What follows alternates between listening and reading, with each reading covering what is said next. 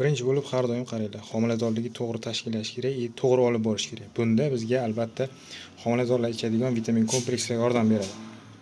Endi homila tug'ilgandan keyin biz nima qilishimiz kerak? Homila tug'ilgandan keyin uni birinchi navbatda to'g'ri ko'krak suti bilan emizishimiz kerak. Birinchi 3 sutkada chiqadigan og'iz suti deyiladi. Ya'ni onadan birinchi chiqadigan sut bola uchun juda muhim. Ushbu sut tarkibida immunoglobulin A juda ham ko'p miqdorda bo'ladi. Qo'shimcha ravishda biz berishimiz kerak bolaga ichaklarini yaxshilash uchun probiotiklar. Masalan, megalakta bo'lishi mumkin, enterogermina bo'lishi mumkin yoki detskiy linix ham dorilar tarkibi ko'p. Bular asosiy vazifasi nima?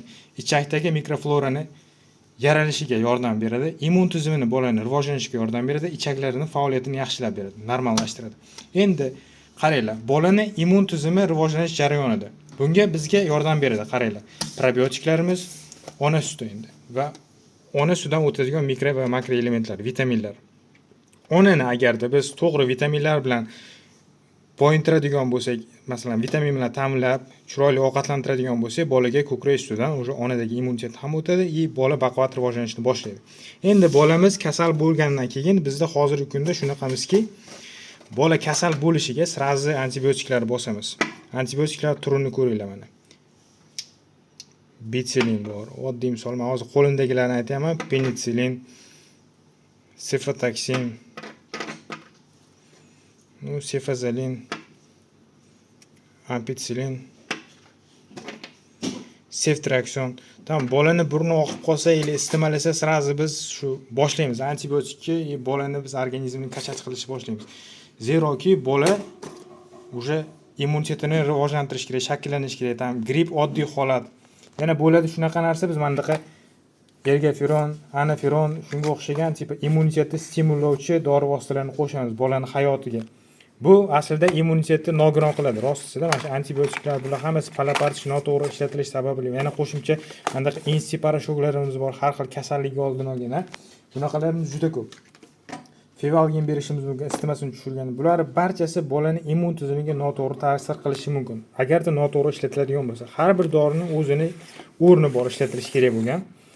Bolachalar qorni dam bo'lganda biz berishimiz mumkin. Qaranglar, bobotik, kalikvel degan narsalarni beramiz. Bolalar qorni dam bo'lmasligi uchun biz birinchi qadamni to'g'ri qilgan bo'lishimiz kerak edi. Ya'ni emizish davrida bola tug'ilgandan keyin shu ichaklarning mikroflorasini yaxshilash uchun probiotiklarni berishimiz kerak edi. Biz bu xatolarni qilganimizdan keyin уже bolaning immuniteti slabiy bo'ladi, bolaning qorni dam bo'ladi, og'riydi, shunaqa kalikvel, bobotik shunga o'xshagan dorilarni beramiz. Bolani apteka qilishni boshladi. Hozirgi kunda pediatrlar ham boshqa liboy vrach oldiga borsangiz, bola yo'taladi, burni oqadi, mana shunaqa kuchli antibiotiklar yozib berishadi-da, уже bolaning immun tizimini battar ishdan chiqarishadi. Oxir oqibat bolaning organizmi kasalliklar bilan kurashgandan ko'ra unga taslim bo'lishni xohlab qoladi. Qaranglar, noto'g'ri ishlatilgan mana shunaqa isitma tushiruvchi dori vositalari, antibiotiklar bora-bora bolaning immun tizimiga ta'sir qiladi va hozirgi kunda bolalar ichida shu oq qon kasalligi, ya'ni leykoz kasalligi juda ham ko'payib ketadi. Bunga asosiy aybdor biz ota-onalar bo'lamiz. Endi bolalar уже katta bo'lgani sari ular immunitetini qo'llash uchun har xil vitamin komplekslar beriladi. Masalan, oddiy misol olishimiz mumkin Pikavit. Endi bu 4+ turibdi, lekin kichkina bolalarga shu vitamin komplekslar bor. Ko'pchilik aytdi, shu 4 yoshli bolam ko'p kasal bo'lyapti, nima qilsam bo'ladi deyapti. Mana Pikavit bering, уже gruppada berilgan savolga qarab aytaman. Immunitetini oshirgani bolaning gijjasiga tekshirtiring, CD-Q analizini ko'rishimiz kerak, ichaklarni yaxshilash uchun probiotik albatta. Shundagina shu ikkita dorini kompleks qilib ishlatasiz, bolaning organizmi zo'r holatda bo'ladi. Qo'shimcha ravishda siz bolaga chiroyli to'g'ri ovqatlanishni o'rgating.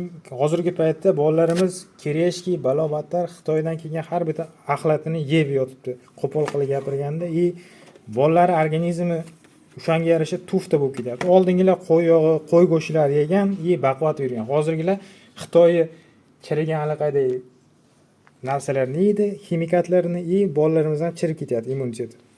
Hammaga e'tibor uchun rahmat.